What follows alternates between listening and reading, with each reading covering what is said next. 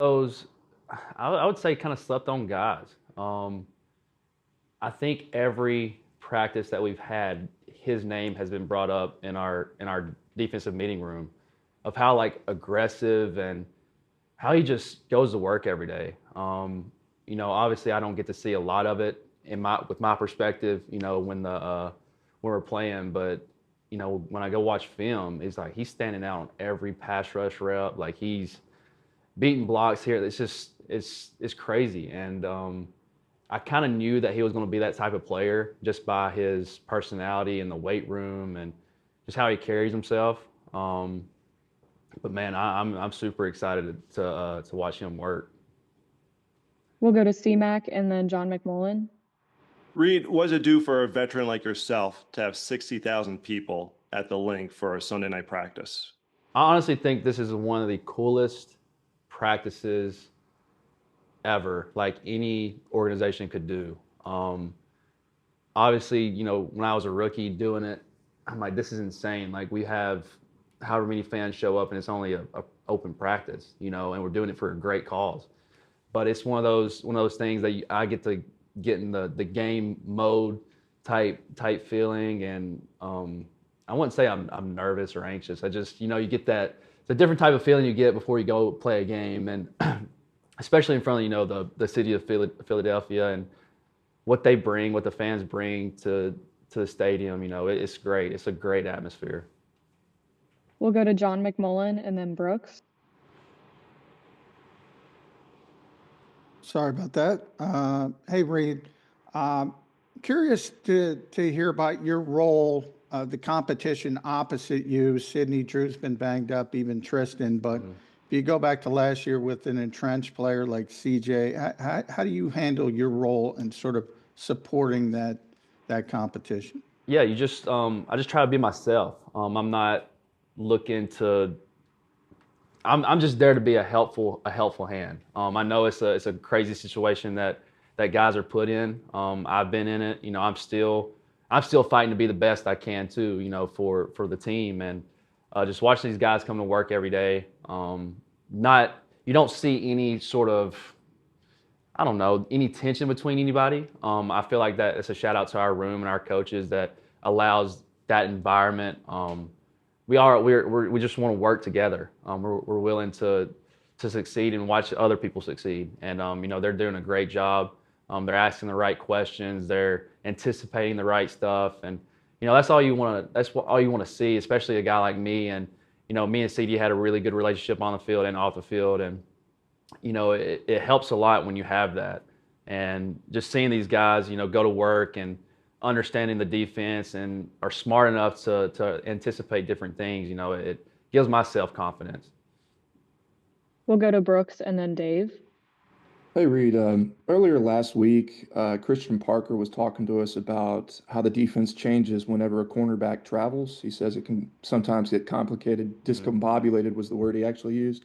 From your perspective as a safety, someone who has a lot of responsibility there, how do things change for you, and how do you see that work whenever a cornerback has to travel in this defense? It does throw you off at times, just because we're not known for traveling a lot of corners, but you kind of get comfortable where everybody's at. And once you start seeing moving pieces in front of you, because I'm used to seeing, Cooper, he'll travel with different people or different strengths, whatever. And that's cool. But you add another body that keeps, going across the field. You got to make sure that you pay a little bit more attention.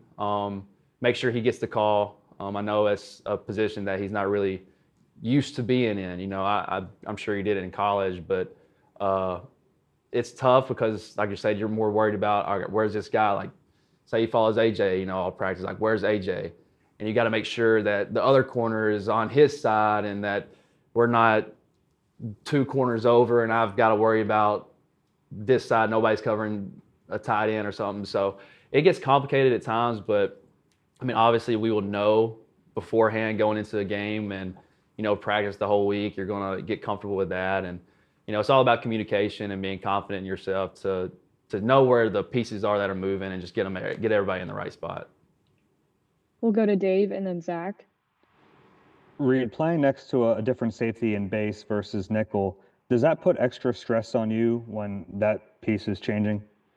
No, I don't think it's any stress. It's just a different person, out there. I know that whoever's going to be out there, they know their job, whether it's Cooper, whether it's Sydney, Drew, whoever, they know what to do. And that's why I say I don't want to change up who I am. I want to be as consistent as possible and kind of be that rock in the secondary. And, they can lean on me with anything, but it really doesn't cause any stress because I just know that I'm confident that they're going to get their job done. We'll go to Zach and then Johnny. Hey Reed, as someone who might have once been the 90th guy on the roster, what's your message to guys in that spot right now trying to make the team? You gotta love football. You gotta come to work every day. You gotta build relationships, even when you don't think there's any sort of relationship being built. There's always something going on. We're all here for one reason only. That's to win games. And I'm sure if coaches see that in you, they see that drive, see that fire, they're gonna give you a chance. And it's all about getting that opportunity. I was fortunate enough to have that opportunity, and now here I am. And it just takes one person to believe in you, and then the dominoes start falling the right way. So We'll finish with Johnny here. Reed, what's the biggest difference you've seen in Quinyon from last year this time to now? first thing, he's a little bit more vocal. I know coming in last year, he was a silent guy. I know Cooper called him the silent assassin, but this year, I don't know. You can just tell he's settling into himself and playing at a higher level than he was last year. And it's crazy to think that he's only a second-year guy, and for him to have that success, especially as a rookie, man, it just gives him the confidence, and you need confidence to play in this game, especially at corner. But man, he's doing a great job. He understands like route concepts. He understands formations. We talk all the time. Like, what did you see right here? Kind of what I did with Slay, when Slay was here. And, I know Slay had a huge, part in his training with them too. So he learned from the best. I would say that. So I'm very excited to watch Q. So.